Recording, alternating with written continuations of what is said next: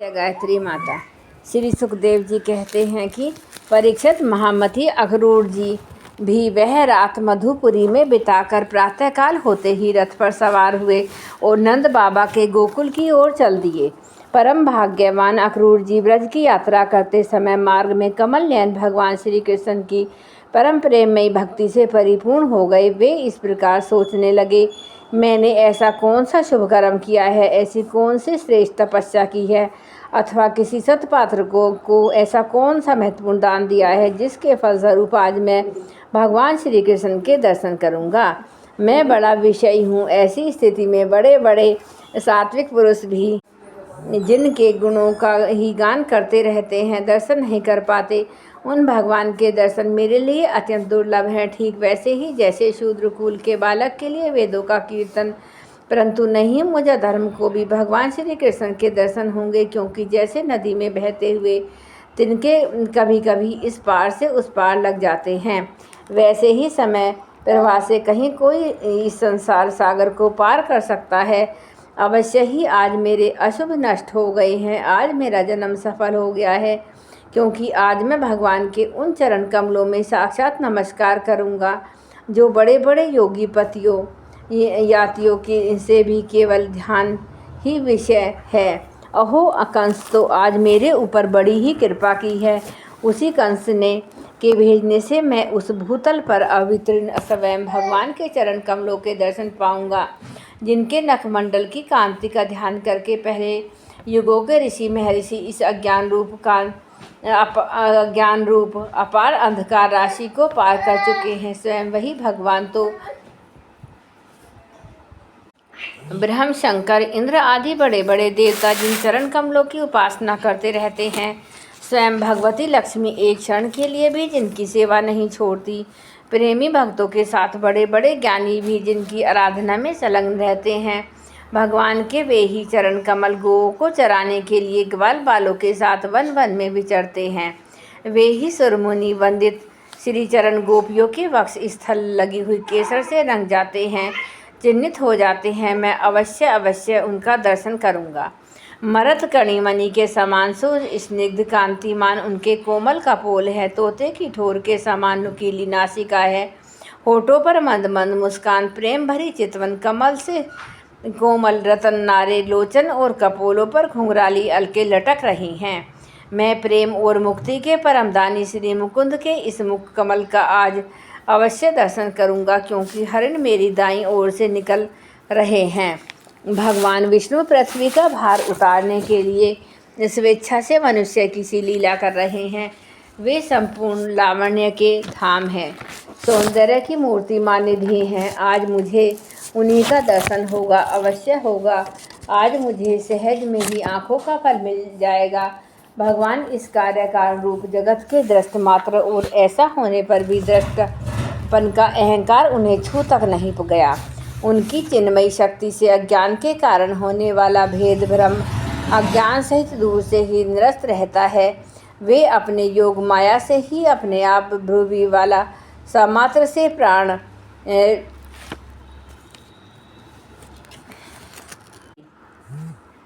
गोपियों के घरों की तरह तरह की लीलाएं करते हुए प्रतीत होते हैं। आज जब समस्त पापों के नाशक उनके परम मंगलमय गुण कर्म और जन्म की लीलाओं से युक्त होकर वाणी उनका गान करती है, तब उस गान से संसार में जीवन की स्फूर्ति होने लगती है, शोभा का संचार हो जाता है, सारी अपवित्रताएं घुलकर पवित्रता का साम्राज्य छा जाता है। परंतु जिस वाणी से उनके गुण लीला और जन्म की कथाएं नहीं गाई जाती, वह तो मुर्दे ही शोभित करने वाली है, होने पर भी नहीं के समान व्यर्थ है।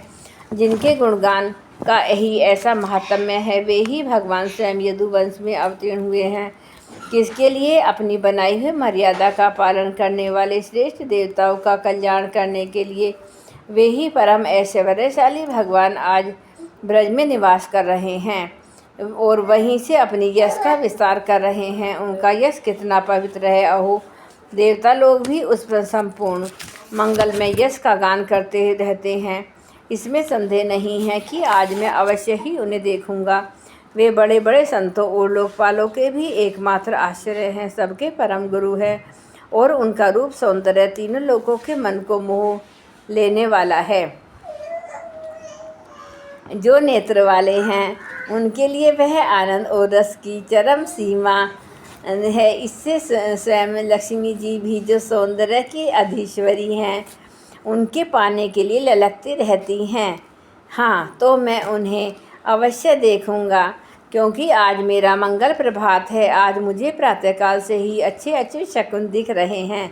जब मैं उन्हें देखूंगा तब श्रेष्ठ पुरुष बलराम तथा श्री कृष्ण के चरणों में नमस्कार करने के लिए तुरंत रथ से कूद पड़ूंगा, उनके चरण पकड़ लूँगा।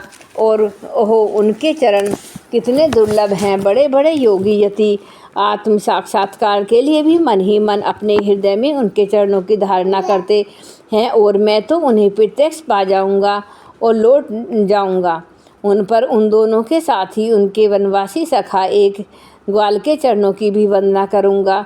मेरे अहोभाग्य, जब मैं उनके चरण कमलों में गिर जाऊंगा तब क्या वे अपना कर कमल मेरे सिर पर रख देंगे। उनके वे कर कमल उन लोगों को सदा के लिए अभय दान दे चुके हैं जो काल रूपी सांप के भय से अत्यंत घबराकर उनकी शरण चाहते हैं, शरण में आ जाते हैं। इंद्र और तथा दैत्यराज बलि ने भगवान के उन्हीं कर कमलों में पूजा की भेंट समर्पित करके तीनों लोगों का प्रभुत्व इंद्रपद प्राप्त कर लिया। भगवान के उन्हीं कर कमलों ने, जिनमें से दिव्य कमल की सी सुगंध आया करती है, अपने स्पर्श से रासलीला के समय ब्रज युवतियों की सारी थकान मिटा दी। मैं कंस का दूत हूँ, उसी के भेजने से उनके पास जा रहा हूँ। कहीं वे मुझे अपना शत्रु तो न समझ बैठेंगे। राम राम, वे कैसा कदापि नहीं समझ सकते, क्योंकि वे निर्विकार हैं, सम हैं, अच्युत्य हैं, सारे विश्व के साक्षी हैं, सर्वज्ञ हैं, वे चित्त के बाहर भी हैं और भीतर भी। वे क्षेत्रज्ञ रूप में स्थित होकर अंतःकरण की एक एक चेष्टा को अपनी निर्मल ज्ञान दृष्टि के द्वारा देखते रहते हैं। तब मेरी शंका व्यर्थ है। अवश्य ही मैं उनके चरणों में हाथ जोड़कर विनती भाव से खड़ा हो जाऊंगा। मुस्कुराते हुए दया भरी स्निग्ध दृष्टि से मेरी ओर देखेंगे। उस समय मेरे जन्म जन्म के समस्त अशुभ संस्कार उसी क्षण नष्ट हो जाएंगे और मैं निशंक होकर सदा के लिए परमानंद में मग्न हो जाऊंगा। मैं उनके कुटुंब का हूँ और उनका अत्यंत हित चाहता हूँ। उनके सिवा और कोई मेरा आराध्य देव भी नहीं है। ऐसी स्थिति में वे अपनी लंबी लंबी बाहों से पकड़कर मुझे अवश्य अपने हृदय से लगा लेंगे। आहा, उस समय मेरी तो देह पवित्र होगी, वह दूसरों को पवित्र करने वाली भी बन जाएगी। और उसी समय उनका आलिंगन प्राप्त होते ही मेरे कर्म में बंधन, जिनके कारण मैं अनादिकाल से भटक रहा हूँ, टूट जाएंगे। जब ये मेरा आलिंगन कर चुकेंगे और मैं हाथ जोड़कर सिर झुकाकर उनके सामने खड़ा हो जाऊंगा, तब वे मुझे चाचा अक्रूर इस प्रकार कहकर संबोधन करेंगे। क्यों न हो, इसी से पवित्र और मधुर यश का विस्तार करने के लिए ही तो वे लीला कर रहे हैं। तब मेरा जीवन सफल हो जाएगा। भगवान श्री कृष्ण ने जिसको अपनाया नहीं, जिसे आदर नहीं दिया, उसके उस जन्म को जीवन को धिक्कार है। न तो उन्हें कोई प्रिय है, न तो अप्रिय, न तो उनका कोई आत्मीय सुहृद है और न तो शत्रु। उनकी उपेक्षा का पात्र भी कोई नहीं है। फिर भी जैसे कल्पवृक्ष अपने निकट आकर याचना करने वालों की उनकी मुँह मांगी वस्तु देता है, वैसे ही भगवान श्री कृष्ण जो भी उन्हें जिस प्रकार भजता है, वे उसे उसी रूप में भजते हैं। अपने प्रेमी भक्तों से ही पूर्ण प्रेम करते हैं। मैं उनके सामने विनीत भाव से सिर झुकाकर खड़ा हो जाऊंगा और बलराम जी मुस्कुराते हुए मुझे अपने हृदय से लगा लेंगे। फिर मेरे दोनों हाथ पकड़कर मुझे घर के भीतर ले जाएंगे। वहाँ सब प्रकार से मेरा सत्कार करेंगे। इसके बाद मुझसे पूछेंगे कि कंस हमारे घर वालों के साथ कैसा व्यवहार करता है। श्री सुखदेव जी कहते हैं, परीक्षित फलक नंदन अक्रूर मार्ग में इसी चिंतन में डूबे डूबे रथ से नंदगांव पहुंच गए और सूर्य अस्ताचल पर चले गए, जिनके चरण कमल की रज का सभी लोकपाल अपने किरीटों के द्वारा सेवन करते हैं। अक्रूर जी ने गोष्ठ में उनके चरण चिन्हों के दर्शन किए। कमल यव अंकुश आदि असाधारण चिन्हों के द्वारा उनकी पहचान हो रही थी और उनसे पृथ्वी की शोभा बढ़ रही थी। उन चरण चिन्हों के दर्शन करते ही अक्रूर जी के हृदय में इतना आह्लाद हुआ कि वे अपने को संभाल न सके, विह्वल हो गए। प्रेम के आवेग से उनका रोम रोम खिल उठा, नेत्रों में आंसू भर आए और टपाटप टपकने लगे। वे रथ से कूदकर उस धूल में लौटने लगे और कहने लगे, अहो यह हमारे प्रभु के चढ़ने कमलों की रज है। परीक्षित कंस के संदेश लेकर यहाँ तक अक्रूर जी के चित्त की जैसी अवस्था रही, यही जीवों के देह धारण करने का परम लाभ है। इसलिए जीव मात्र का यही परम कर्तव्य है कि दंभ और शोक त्याग कर भगवान की मूर्ति, प्रतिमा, भक्त आदि चिन्ह, लीला स्थान, गुणों के दर्शन, स्वर्ण आदि के द्वारा ही ऐसा भाव संपादन करें। ब्रज में पहुंचकर अक्रूर जी ने श्री कृष्ण और बलराम दोनों के भाइयों को गाय धोने के स्थानों में विराजमान देखा।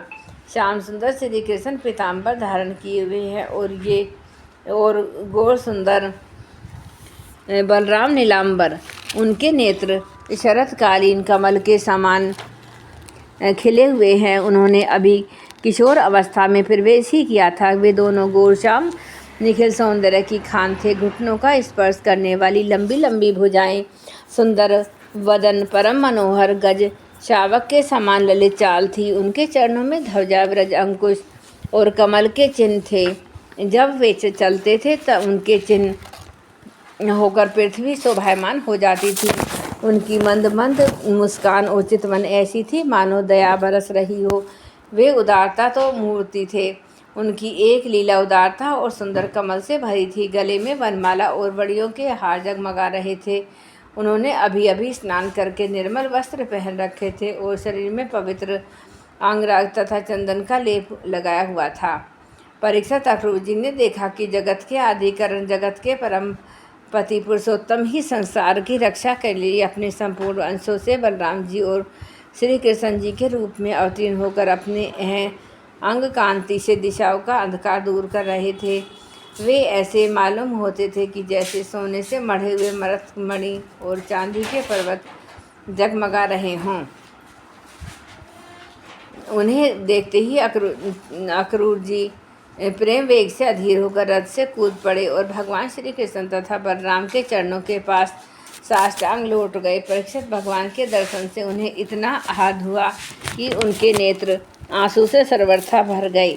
सारे शरीर में पुलकावली छा गई। उत्कंठा गला भर आने के कारण वे अपना नाम भी न बतला सके। शरणागत वत्सल भगवान श्री कृष्ण उनके मन का भाव जान गए। उन्होंने बड़ी प्रसन्नता से चंकाचित हाथों के द्वारा उन्हें खींचकर उठाया और हृदय से लगा लिया।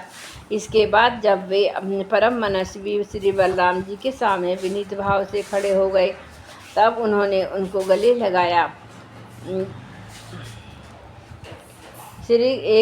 उनका एक हाथ कृष्ण ने पकड़ा तथा दूसरा बलराम ने। दोनों भाई उन्हें घर ले गए। घर ले जाकर भगवान ने उनका बड़ा स्वागत सत्कार किया, कुशल मंगल पूछकर श्रेष्ठ आसन पर बैठाया और विधि पूर्वक उनके पांव पखार कर मधुपर्क, शहद मिलाकर हुआ दही आदि की पूजा सामग्री भेंट की।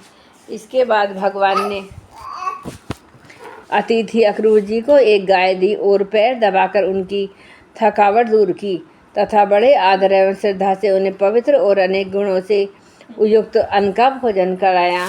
जब वे भोजन कर चुके तब धर्म के मर्मज्ञ भगवान श्री बलराम जी ने बड़े मुखावास, पान, इलायची आदि सुगंधित माला आदि देकर उन्हें अत्यंत आनंदित किया।